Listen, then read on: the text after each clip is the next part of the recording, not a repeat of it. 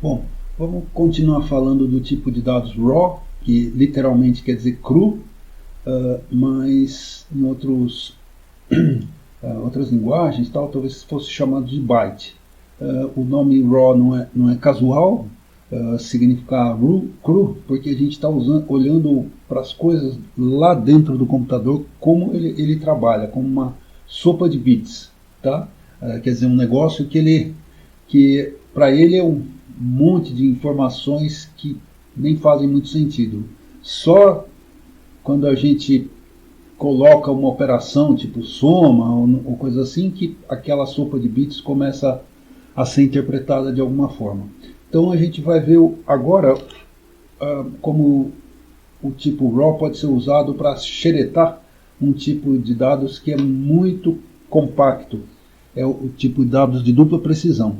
Bom, a gente pode ver em alguns vídeos anteriores, que vão ser deixados na descrição deste vídeo, que um tipo de dados de dupla precisão tem pelo menos 15 dígitos significativos, né?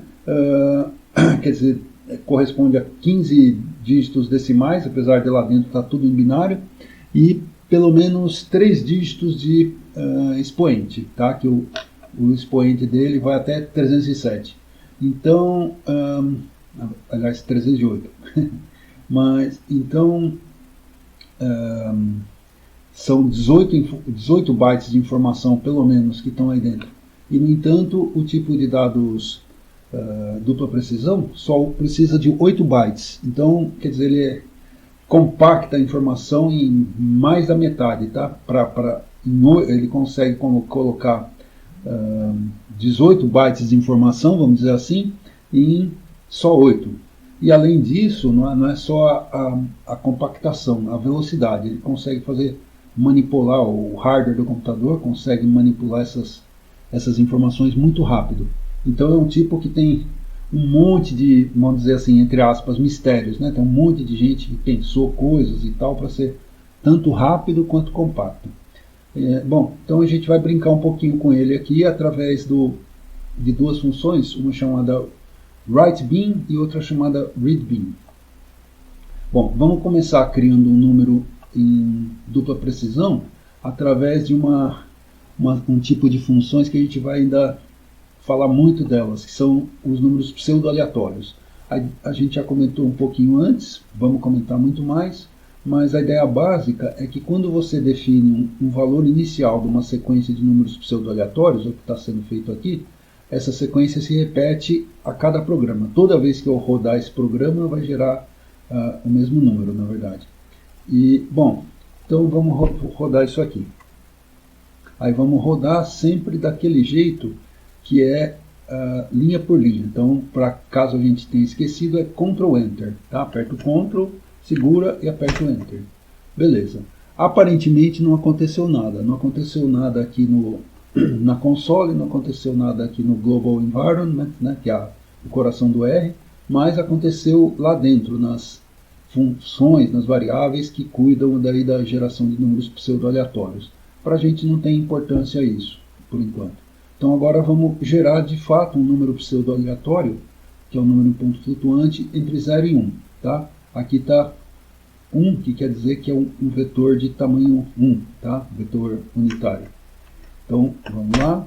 Aí com esses parênteses ele mostra o resultado aqui da atribuição. Deu esse número 0,28 e vai dar sempre esse 0,28 toda vez que eu rodar esse negócio, esse programa. Bom, aqui eu estou alocando uma área, inclusive vazia, só tem o tipo raw, tá? Um tipo cru, né? Bytes, ok? Então, beleza, está lá alocado, tamanho 0. Agora, finalmente, aqui é onde eu vou escrever. Onde que eu vou escrever? Eu vou escrever nessa variável que vai ser retornada, RV, raw vector, tá? Então, o que está escrito aqui? Aqui está escrito o que eu estou retornando. Aqui está essa área que vai ser usada simbolicamente para gravar as informações. E aqui está o tamanho de dados que eu estou gravando, tá? Essa função tem algumas particularidades, é uma coisa bem do R, mas esse número aqui tem um significado fora desse contexto, mas aqui ele só está, isso é um número, né? NA real, que em outros lugares tem um significado, vai ser uma das coisas que a gente vai comentar, mas aqui está sendo usado só para dizer que a gente vai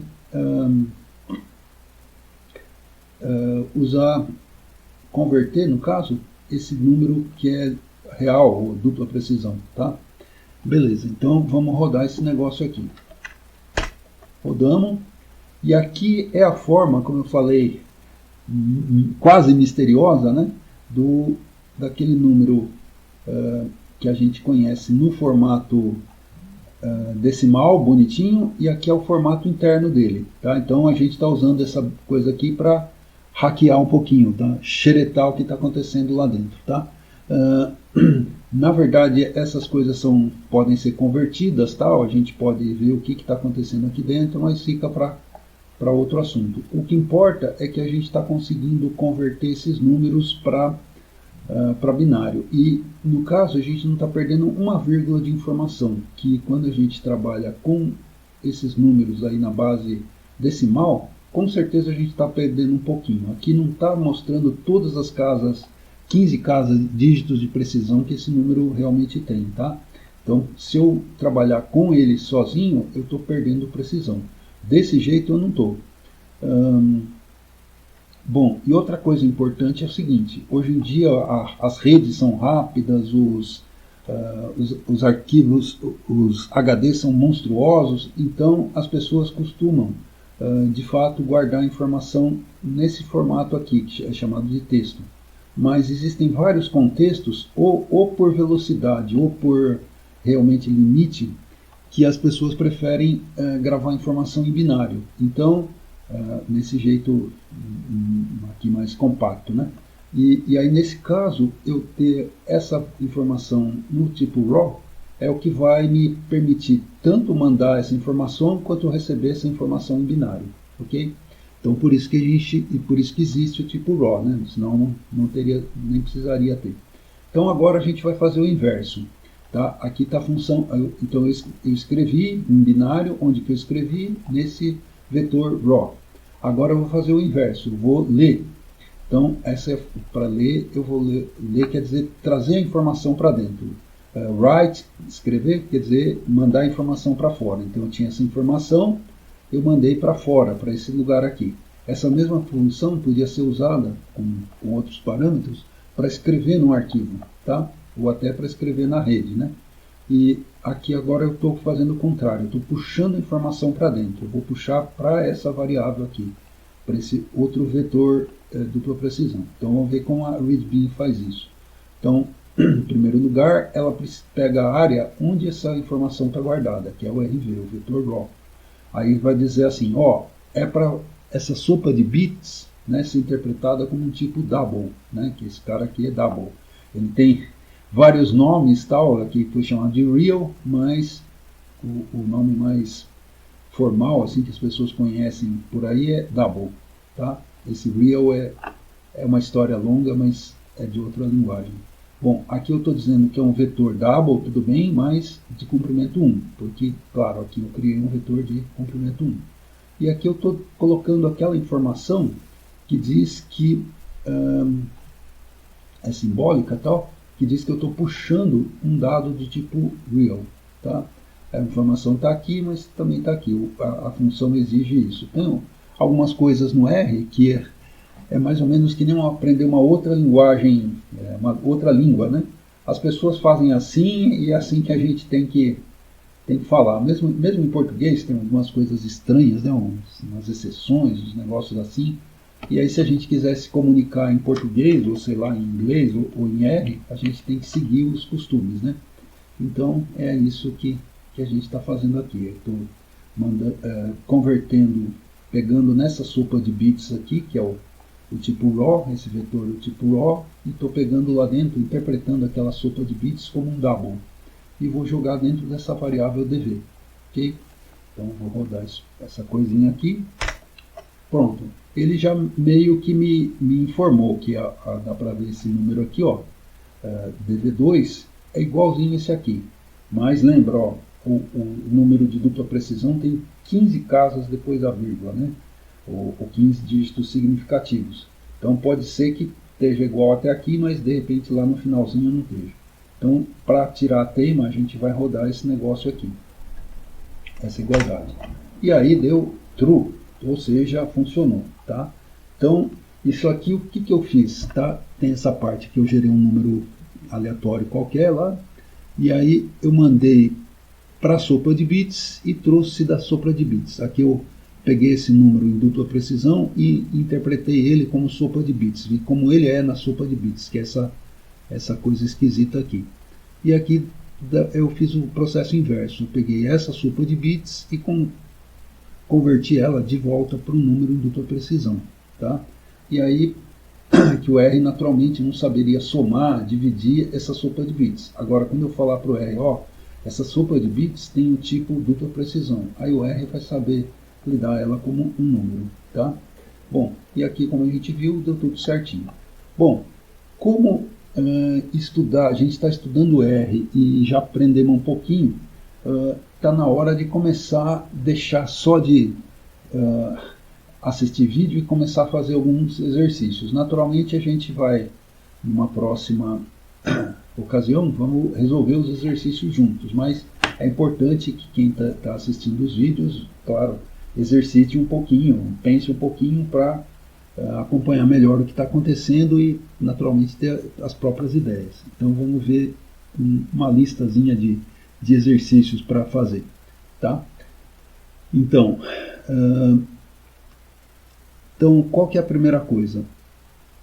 A primeira coisa é trivial, são exercícios com complexidade crescente, tá? Desafio crescente.